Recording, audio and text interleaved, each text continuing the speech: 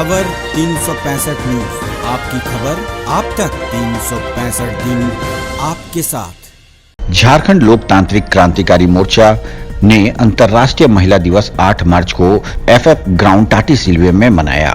यहां पर महिलाओं का उत्साह बढ़ाने के लिए इस सभा का आयोजन किया गया। इस मौके पर मुख्य अतिथि के रूप में जेएलकेएम के सुप्रीमो जयराम महतो, डुंगरी विधायक देवेंद्र नाथ महतो, बेबी महतो कुल्हान, जेएलकेएम केंद्रीय अध्यक्ष महिला मोर्चा दमयंती मुंडा उपस्थित थी। आइए दिखाते हैं वर्षा कुमारी की रांची से खास रिपोर्ट। 21वीं सदी की नारी है, घूंघट की आड़ में केवल शर्माती नहीं है। अगर हक की बात आए, अधिकार की बात आए, तो सामने से शेरनी की तरह गुर्राती भी है। 21वीं सदी की नारी। इंसान में 3 क्वालिटी है, त्याग, सहनशीलता और क्षमा। तो इंसान महान है, लेकिन एक स्त्री जन्म से 3 क्वालिटियों के साथ आती है, वो जन्मजात महान है। अंतर्राष्ट्रीय महिला दिवस की असंख्य शुभकामनाएं। क्योंकि आज शनिवार का दिन है और हमें लगा कि शायद छुट्टी संडे को होगा, और हमें ये भी लगा कि शनिवार को शायद सदन चलेगा, सदन में बहस होगी।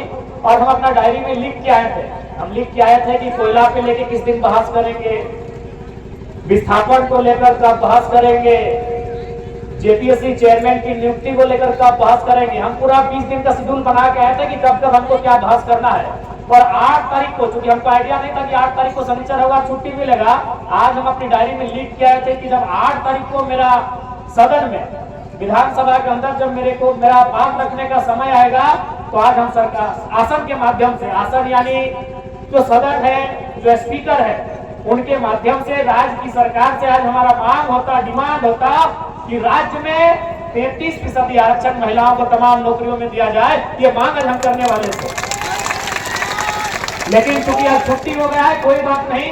अभी हर एक विभाग का बजट पे चर्चा होता है। जैसे कल ग्रामीण विकास पंचायती राज के बजट पे चर्चा था, परसों कृषि विभाग के बजट पे चर्चा था, तो जिस दिन महिला कल्याण बाल विकास के बजट पे चर्चा होगा, हम आपको कह के जा रहे हैं, और हम जो कहते हैं वो करते हैं। जब चर्चा होगा और उस चर्चा में जब हम भाग लेंगे, तो पूरी मजबूती के साथ कहेंगे कि हमारी बहनों को, हमारी दीदियों को, आधी आबादी को कम से कम अभी 1/3 आरक्षण इस राज्य में देने का काम करेंगे। तमाम नौकरियों में, चाहे वीडियो बनने का बात हो, सीईओ बनने का बात हो, दरोगा बनने का बात हो, हवलदार बनने का बात हो, इंजीनियर बनने का बात हो, इस राज्य की तमाम नौकरियों में 100 में 33 महिलाओं को सुनिश्चित करना होगा। ये मांग रखेंगे, क्योंकि ये समय, ये 21वीं सदी का समय है। निसंदेह ये समय महिला सशक्तिकरण का है, लेकिन हमें इस बात को नहीं भूलना होगा, जैसा दमयंती दीदी ने अपनी व्यथा को सुनाया, देवेंद्र दादा ने भी अपनी व्यथा को सुनाया, कि हमने संघर्ष किया है, सरकारों ने प्रयास किया है, और आम जनमानस में भी ये चेतना जगी है कि समय बदला है। लेकिन इसके बाद भी हमें इस बात को मानना होगा कि आखिर ये जो समाज है, जो कई हजार सालों से जिसका अस्तित्व है, इसकी सोच कहीं ना कहीं पुरुष प्रधान रही है। ये जो समाज है, इस समाज का जो आधार है, इस समाज का जो व्यवहार है, ये आपको मानना होगा। भले वो आपके भाई हैं, आपके चाचा है, आपके मामा है, या आपके पति हैं, या आपके कोई भी है तो पुरुष। और ये समाज का जो आचरण रहा है, व्यवहार रहा है, वो कहीं ना कहीं पुरुषवादी रहा है। इसीलिए तो सन 1950 में इस देश के राष्ट्रपति बने थे डॉक्टर राजेंद्र प्रसाद। 75 साल बाद आज इस देश की राष्ट्रपति हैं द्रौपदी मुर्मू।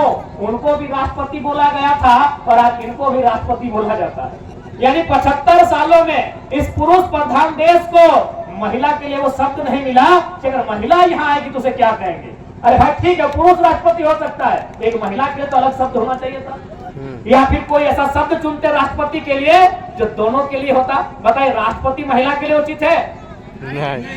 यानी 75 सालों में इस देश के बुद्धिजीवी लोगों को एक शब्द नहीं मिला कि अगर कोई महिला यहाँ पे आएगी तो उसे क्या कहेंगे। राजेंद्र प्रसाद भी राष्ट्रपति, डॉक्टर एपीजे अब्दुल कलाम भी राष्ट्रपति, प्रणब मुखर्जी भी राष्ट्रपति, और प्रतिभा सिंह पाटिल और द्रौपदी मुर्मू भी राष्ट्रपति। तो ये आपको मानना होगा, ये पितृ प्रधान सोच की देन है। अभी एक हम लोग कहावत पढ़ते हैं अंग्रेजी में, मैन इज मॉर्टल, कहा भाई वोमेन कहाँ चली गई? वो अमृत पी के आई है क्या? पढ़ा ना अपने अंग्रेजी में कहा होता है मैन इज मॉर्टल। मैन माने क्या? पुरुष।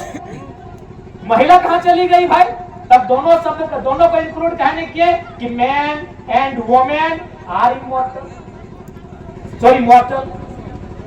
तो कहीं ना कहीं ये जो सोच रही है, सोच हजारों सालों की है। अब एक छोटा सा उदाहरण देते हैं, क्योंकि इस उदाहरण को देने के बाद हो सके मेरी बहुत सारी लोग आलोचना करें, हमारी बुराई, हमारा टांग खींचे, लेकिन सच बात सुनाते। अभी सपोज है हमारी कोई नानी है, दादी है, चाची है, मामी है, मौसी है, अगर वो अपने पति के जिंदा रहते अगर स्वर्ग सिधारती है, 70 साल उम्र, 80, जितना भी 100 साल ही कहना है, हम उनको क्या कहते हैं? सुहागन कहते हैं ना। यानी पति जिंदा है और अगर वो स्वर्ग सिधारती है, सुहागन। लेकिन बेचारी अगर पति पहले गुजर जाए तो अभागन। एक छोटा सा लॉजिक देखिएगा, जनरली यहाँ जितने लोग शादीशुदा हैं, भाई हम भी नहीं है और देवदाता भी नहीं है, तो जितने लोग शादीशुदा हैं, बेटी भी नहीं की अभी, तो जितने लोग शादीशुदा हैं, आप थोड़ा सा स्टडी किया, जितने हैं जितने हैं, नहीं करने से भी 2-3 हजार लोग हैं, इनमें से नहीं करने से भी 1000 लोग शादीशुदा हैं।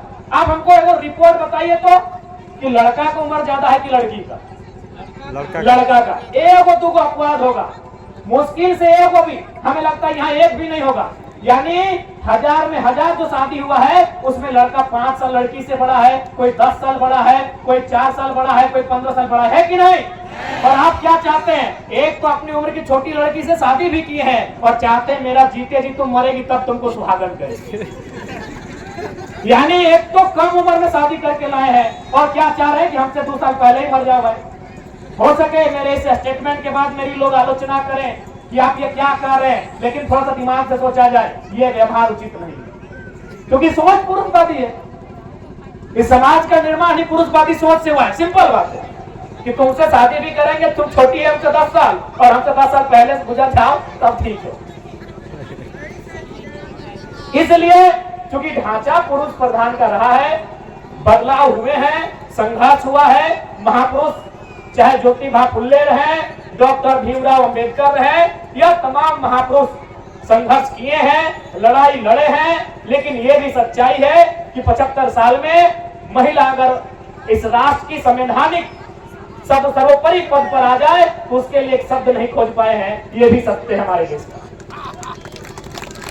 तो आज खैर दमयंती दी ने, जो हमारी तमाड़ की विधायक की प्रत्याशी रही हैं, बहुत सुंदर इन्होंने कहा कि जब आप इतिहास को लिखेंगे आने वाली पीढ़ियां आपकी कसमें खाएंगी। आज नारी सशक्तिकरण का दौर है और हमें पूर्ण आशा है इस दौर को सबल करने के लिए आप तमाम हमारी दीदियां, हमारी बहनें पीछे नहीं हटेंगी। सबसे महत्वपूर्ण बात और एक बात दीदी लोग, क्योंकि हमेशा इस विषय पे आता है, पुरुष और नारी की जब बात आती है तो लोग कहते हैं कि नारियां कोमल होती हैं, और अक्सर कविताओं में देखिएगा, शेरो शायरी में आप पढ़िएगा, जब एक स्त्री की बात आती है तो कोमल, सरल, नाजुक इन शब्दों का प्रयोग किया जाता है। क्योंकि मैं आपको कहना चाहूंगा, जितनी मेरी दीदियां हैं, अगर कोई इन शब्दों का आपके लिए प्रयोग करे तो उसमें हतोत्साहित होने की आवश्यकता नहीं है। ये विधि का निर्णय है आपके लिए। जिसने संसार को बनाया है, कोई ईश्वर कहे, कोई अल्लाह कहे, कोई वाहे गुरु कहे, कोई मरांग गुरु कहे, कोई बूढ़ा बाबा कहे, कोई प्रकृति कहे, जिसने भी ईश्वर, जिसने भी संसार को बनाया है, उसने वास्तव में बनावट की दृष्टि से पुरुषों की तुलना में स्त्रियों को मुलायम बनाया है। मेरा तर्क सुनिएगा, क्यों हो सके मेरी आलोचना आप कर दें कि आप स्त्रियों के लिए मुलायम, सरल, कोमल शब्द का प्रयोग कर रहे हैं, लेकिन मेरा तर्क सुनिएगा। अच्छा, आपने मिट्टी के बर्तन को बनते हुए देखा है? अच्छा, अगर एक बात बताइए, अगर मिट्टी कठोर है तो क्या वो बर्तन बनेगी? नहीं बनेगी ना। यानी मिट्टी को पानी में गीला करना पड़ता है, यानी कोमल। मिट्टी अगर कोमल बनेगी तभी वो बर्तन बनेगी। आपने लोहा को देखा है तलवार बनते हुए? क्या जो लोहा कठोर है, रड के समान है, वो तलवार बनेगा?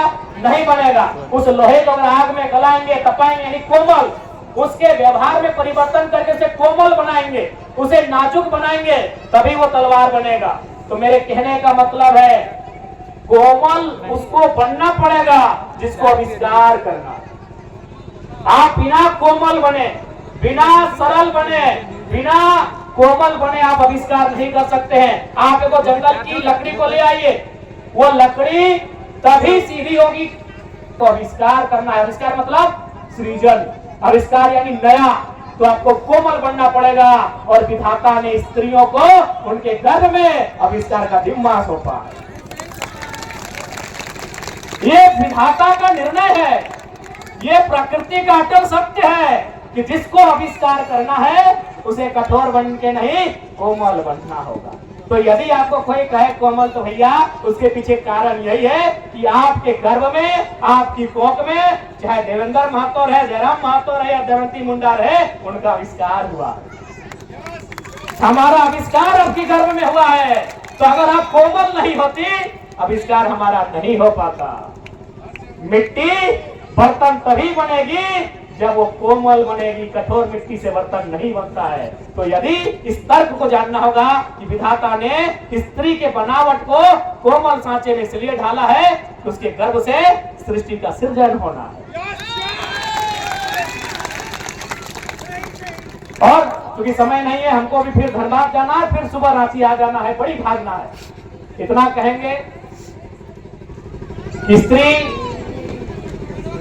इस देश के महान साहित्यकार मुंशी प्रेमचंद, उन्होंने अपनी कालजयी पुस्तक गोदान में लिखा है कि एक इंसान को महान बनने के लिए 3 क्वालिटी होना चाहिए: त्याग, सहनशीलता और क्षमा।